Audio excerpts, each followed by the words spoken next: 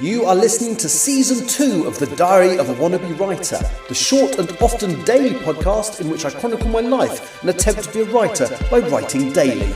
Sometimes.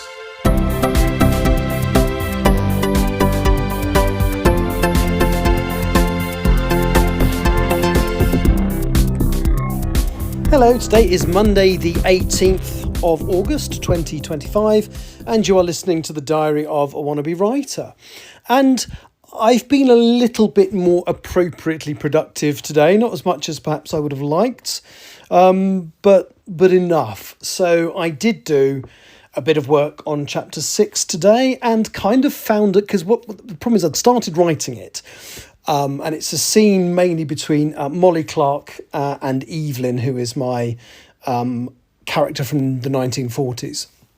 And I wasn't quite sure where it was going to go. I had some rough ideas of stuff I wanted to put into it, but wasn't quite sure exactly where it needed to go and how it all needed to work. And the work I did this morning wasn't many hundred words. It was a few hundred. It wasn't many, but it's kind of made me realise what direction I need to go in with the scene. It's allowed me to lay down some groundwork for something that's going to happen later, although I haven't decided exactly which direction. That plot line I've laid the seeds for is something I've been thinking about for quite a while, but I'm not totally sure which direction to take it in. So the seeds are laid down, but once those seeds are laid down, there are two directions that plot line could go in, but it's not until book 3 anyway. So I don't need to worry about that now. I can worry about that in book 3, which is, as I say, where it's going to happen. And then for the rest of the day,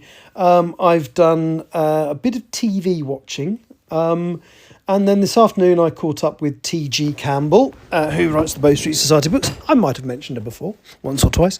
And we had a bit of a catch-up over a coffee at one. Well, it was, I'm an idiot, because basically we'd agreed to meet somewhere different.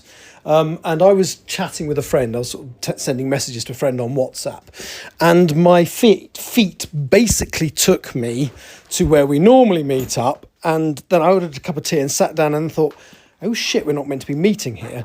But luckily she was very forgiving, and I did message her before she'd managed to buy a drink at the other place. And so she did come across and find me, and then we did actually manage to sit down and have a good chat. And then we did move on to the other place as well.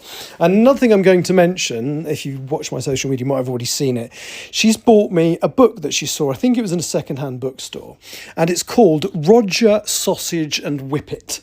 And it's a miscellany of trench lingo from the Great War by a chap called Christopher Moore. And it's wonderful, because basically one of the characters who's going to be quite prevalent in book 3 is a temporal refugee from 1918.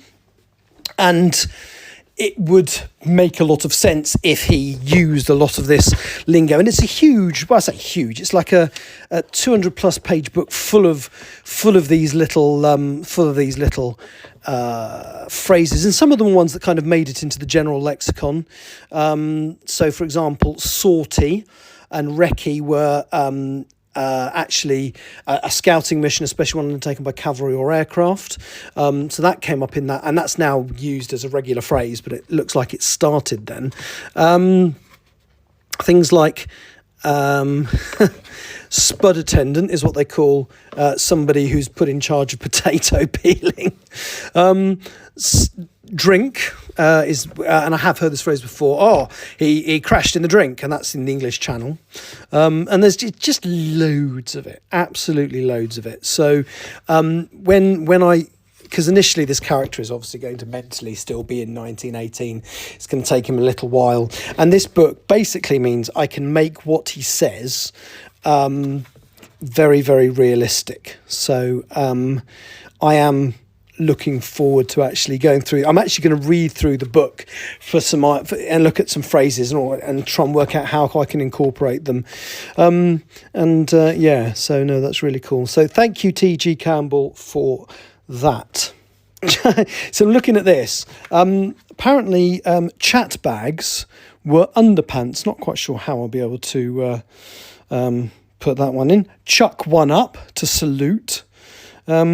Yeah, there's loads in there that are kind of, there's a few in here that are, now kind of modern parlance. But anyway, I'm going to stop it. It's just really interesting. I'm not going to sit there and read that book for the whole 6 minutes, though, because...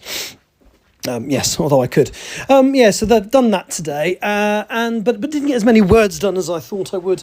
Tomorrow probably won't get many done at all because I'm working, although it's a short flight, and I haven't even got to leave home till about 2:15 in the afternoon. And I'm going to Amman in Jordan. A few of my colleagues are going to go and look at Petra, but I'm a bit nervous to do that because the whole area is a bit of a tinderbox at the moment. Petra itself, or where the old buildings are, it's not that far from the border with Israel. And I know at the moment there isn't any beef between Israel and Jordan, but and I've checked the Foreign and Commonwealth Office website, and it doesn't suggest that it's somewhere you should avoid, but I don't know. It's not a risk I particularly want to take.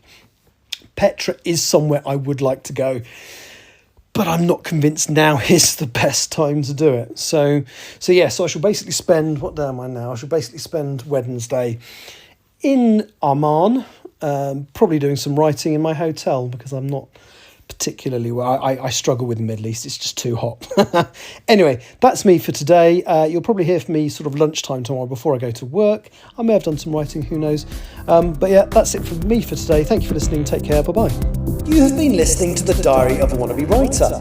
For more information about what I'm writing, go to linktr.ee/Richard Writes, capital R, capital W, where you can find details of my website and social media. I may see you there.